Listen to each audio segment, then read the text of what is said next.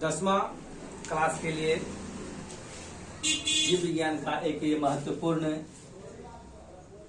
Chapter परिवहन। परिवहन 10वां का एक तीसरा चैप्टर है परिवहन, जो बहुत ही महत्वपूर्ण स्थान रखता है। इससे भी 10वां में बोर्ड में प्रश्न पूछे जाते हैं। तो आप लोग को परिवहन के बारे में जानना पड़ेगा। परिवहन क्या है? परिवहन जब कोई पदार्थ का एक स्थान से दूसरे स्थान तक कोई चीज ले जाता है ना, तो परिवहन कहलाता है। हमारे शरीर में या जीव जंतुओं में भी पदार्थों का आदान प्रदान एक स्थान से दूसरे स्थान तक का। अब उदाहरणार्थ, अब पौधे में हम लोग जल का परिवहन पढ़ेंगे। उसमें पत्तियों के द्वारा खाद्य पदार्थ का निर्माण होता है, उसका परिवहन देखेंगे। तो सर्वप्रथम उपयोगी पदार्थ। क्या पदार्थ है? उपयोगी पदार्थ है।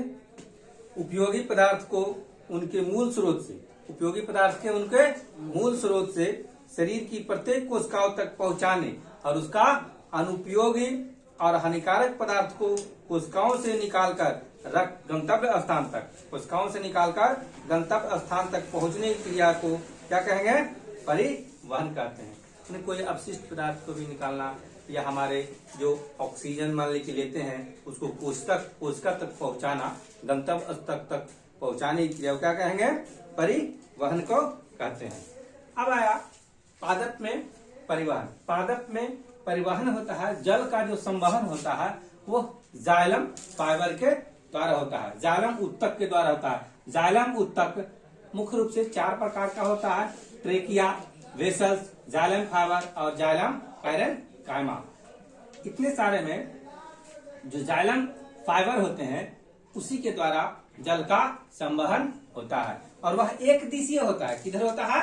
एक दिशीय। वह मूल रोम से अवशोषण करता है। किससे अवशोषण होता है? मूल रोम से परासरण विधि द्वारा, ओस्मोटिक प्रेशर के द्वारा वह जड़ से अवशोषण करता है। और जड़ से अवशोषण करने के बाद में वह सीधे वह एक ही दिशा में वह ऊपर की ओर बढ़ते जाता है और पत्ती की ओर जाता है, जड़ से पत्ती की ओर। परंतु जब खाद का पत्ती में निर्माण हो जाता है, खाद का निर्माण जब पत्ती में होता है, खाद का निर्माण, तो खाद का निर्माण फ्लोएम उत्तक से, फ्लोएम उत्तक, फ्लोएम में खाद का निर्माण होता है। और सीव ट्यूब है ना, चालनी ट्यूब है ना, चालनी नलिका के द्वारा उसका आदान प्रदान होता है, और वह 2 दिशीय होता है। क्या दिशीय? 2 दिशीय होता है। तो आप लोग जाइलम और फ्लोएम, 2 अंतर आप लोग को आता है लिखने के लिए। जाइलम में क्या अंतर है और फ्लोएम में क्या अंतर है? तो इसमें आपको कोशिकाओं, मतलब कि जाइलम का कोशिकाएं मृत होती है, जाइलम की कोशिकाएं मृत होती है, परंतु फ्लोएम की कोशिकाएं जीवित होती है। यह और जाइलम की कोशिकाएं जल का संवहन करता है और फ्लोएम को खाद्य पदार्थों का संवहन करता है ना। और देखिए, जल है जो कि घुलित खनिज पदार्थ, जिससे कि मान लीजिए पानी में जो खनिज पदार्थ हुआ, कैल्शियम हुआ है ना, ये सब मिनरल्स हुआ, मैग्नीशियम हुआ, मैंने जो है जल कार्बन है ना, जल में घुलित कार्बनिक पदार्थ या जल में मिनरल्स जो होता है उसका ले जाता है वो, और पत्ती के द्वारा ग्लूकोज फ्रुक्टोज बना, जो सुक्रोज के रूप में, मुख्य रूप से सुक्रोज के रूप में, किसके रूप में? सुक्रोज के रूप में वह स्थानांतरण करता है ना। क्या चीज का स्थानांतरण? सुक्रोज के रूप में एक जगह से दूसरी जगह भोजन के रूप में ले जाता है। इतना सारी जानकारी के बाद में आप लोग को वाष्प उत्सर्जन, जब अवशोषण कर लेता है गर्मी के प्रभाव से, पौधे वाष्प उत्सर्जन करते हैं। क्या करते हैं? वाष्प उत्सर्जन करते हैं। तो वाष्प उत्सर्जन कहां से करेंगे? वाष्प उत्सर्जन करेंगे स्टोमाटा से। क्या से करेंगे? स्टोमाटा से। अब देखिएगा, स्टोमाटा है जो 2 गार्डर सेल से बनते हैं। क्या से बनते हैं? 2 गार्डर सेल से बनते हैं। 2 गार्डर, सीम के बिच्चा की तरह उसका बनावट होता है ना। तो ये जब खुला हुआ रहता है तो उसको खुला स्टोमाटा कहेंगे, और कभी बंद भी रहता है। क्या रहता है? बंद रहेगा तो उसको क्या कहेंगे? बंद स्टोमाटा उसको कहेंगे। एक होता है जब पतला रेगिस्तानी पौधे में लंबा लंबा होता है वो स्टोमाटा, क्या होते हैं, लंबा लंबा स्टोमाटा, तो उसको सेकेंड स्टोमाटा कहते हैं। क्या कहते हैं, सेकेंड स्टोमाटा उसको बोला जाता है। सेकेंड स्टोमाटा होता है, उसमें पानी कम वाष्प उत्सर्जित होती है, रेगिस्तानी पौधे में पानी कम वाष्प उत्सर्जित होते हैं। और यहाँ का जहाँ बारिश होता है जिस इलाके में, उस इलाके के पौधे में स्टोमाटा टर्जिड होते हैं, खुला होता है और पुष्ट होता है, और उससे वाष्प उत्सर्जन आसानी से और तेज में होता है। अब हम वाष्प उत्सर्जन के बाद में आप लोग को ये बताए कि जाइलम है जो कि जल का संवहन एक दिशीय करता है, फ्लोएम क्या करता है, वह दो दिशीय करता है, दोनों दिशा में करता है ना। इतना करने के बाद में अब हम लोग जंतुओं में, इसमें जंतुओं में परिवहन की ओर चलेंगे। अब जंतुओं में परिवहन किसके द्वारा होता है, तो रक्त के द्वारा होता है। रक्त है, रक्त में क्या पाया जाता है, हीमोग्लोबिन पाया जाता है। रक्त में क्या पाया जाता है, हीमोग्लोबिन। हीमोग्लोबिन का मुख्य संगठक तत्व है, उसका मुख्य एलिमेंट जो कहता है जिसके कारण वह लाल होता है, वह आयरन है। क्या है, आयरन। आयरन। तो हीमोग्लोबिन का मुख्य एलिमेंट क्या है, आयरन है। और वह हीमोग्लोबिन है जो एक हीमोग्लोबिन 4 ऑक्सीजन को ले करके और वह कोशिकाओं तक पहुंचाता है, और वहां से कार्बन डाइऑक्साइड उठाता है, फिर आकर के फेफड़ा में छोड़ देता है। तो इन सारी क्रिया क्या करता है हमारे शरीर में, हीमोग्लोबिन करता है, रक्त करता है। अब रक्त को मुख्य रूप से प्लाज्मा, रक्त कणिका और पट्टिकाने के रूप में विभाजित किया जाता है ना। प्लाज्मा में 90% पानी, 7% प्रोटीन और 0.9% है ना इनऑर्गेनिक मेटल होता है, और 0.18% ग्लूकोज। कितना परसेंट, 0.18% ग्लूकोज और 0.5% बसा, और बाकी जो बच गया वह मिनरल्स या कार्बनिक पदार्थ हो सकता है। फिर आता है रक्त। रक्त दो प्रकार के, आरबीसी और डब्ल्यूबीसी। आरबीसी को कहते हैं रेड ब्लड कर्पसल, जिसमें हीमोग्लोबिन होता है, और डब्ल्यूबीसी में होता है क्या चीज, प्रतिरोधक क्षमता, है ना। प्रतिरोधक क्षमता उत्पन्न करता है कौन, डब्ल्यूबीसी। आपको प्रतिरोधक, कोई बीमारी से लड़ने का जो है ना, वो प्रतिरोधक क्षमता करेगा, डब्ल्यूबीसी का काम करेगा, है ना, डब्ल्यूबीसी में होगा। और आपको प्लेटलेट, जिसको प्लटिकानो बोलते हैं, क्या करते हैं, डेंगू में ही प्लेटलेट कमी हो जाता है। तो कोई आदमी को खून अगर निकालता है तो उसको 3 रूप में छान लीजिए, प्लाज्मा के रूप में और पट्टिका रक्त कणिका के रूप में और पट्टिकानु के रूप में आप छान करके 3 आदमी को बचा सकते हैं। एक आदमी का खून से 3 आदमी के खून को बचाया, 3 आदमी को बचाया जा सकता है।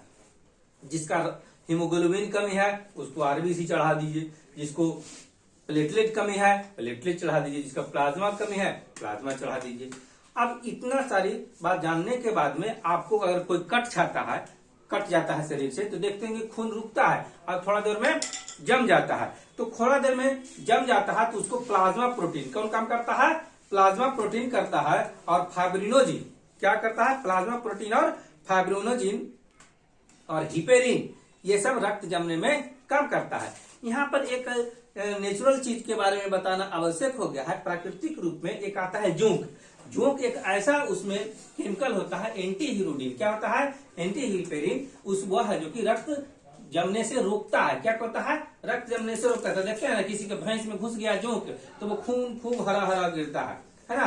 तो क्या हो गया, वो एंटी हिपेरिन, वो रक्त को नहीं जमने देना, वो क्या करता है, रक्त को नहीं जमने देता है। और खूब, तो कभी कभी इसका उपयोग पहले है जो कि नहीं जमने के लिए इसका उपयोग नेचुरल रूप से प्राप्त कर करके जोंक के द्वारा करता था, परंतु आज है चूंकि बहुत सारा है ना एंटी यानी कि नहीं जमने वाला, खून नहीं जमने वाला केमिकल का आ गया है। अब हम लोग आगे बढ़ते हुए देखते हैं कि मुख्य रूप से ऑक्सीजन का वाहक है ना, ऑक्सीजन को ढोता कौन है और कैसे कैसे वह पूरे शरीर में घूमता है, माने ऑक्सीजनित रक्त है ना, ऑक्सीजन से युक्त रक्त यानी हीमोग्लोबिन है ना।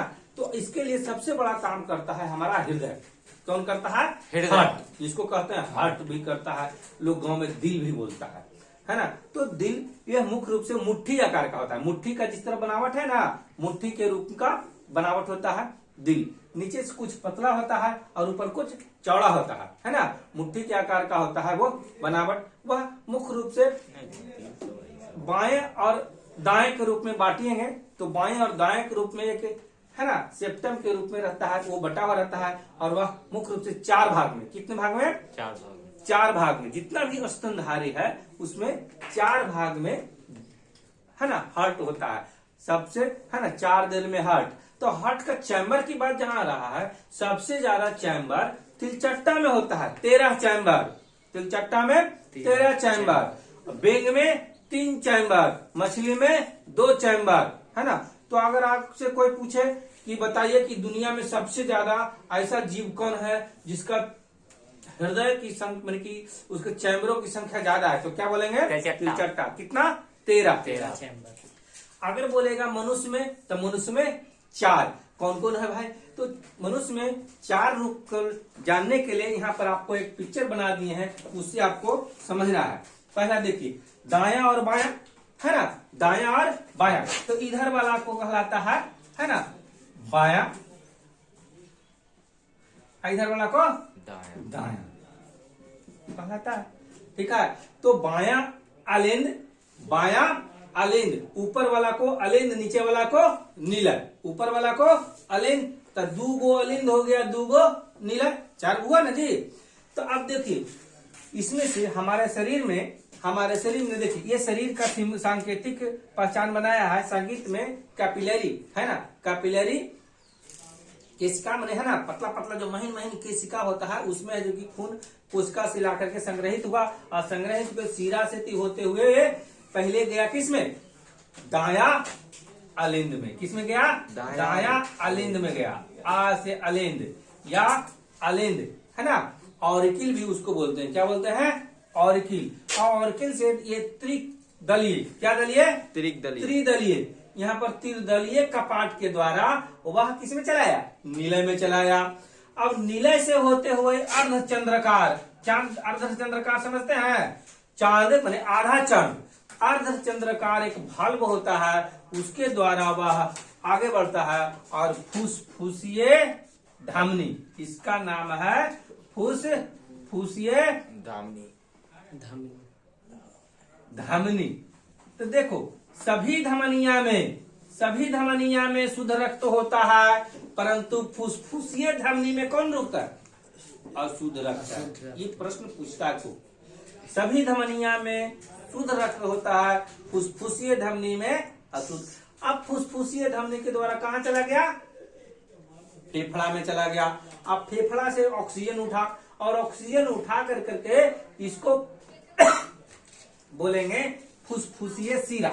यहाँ पर क्या आ गया? फुसफुसीय शिरा, फुसफुसीय शिरा।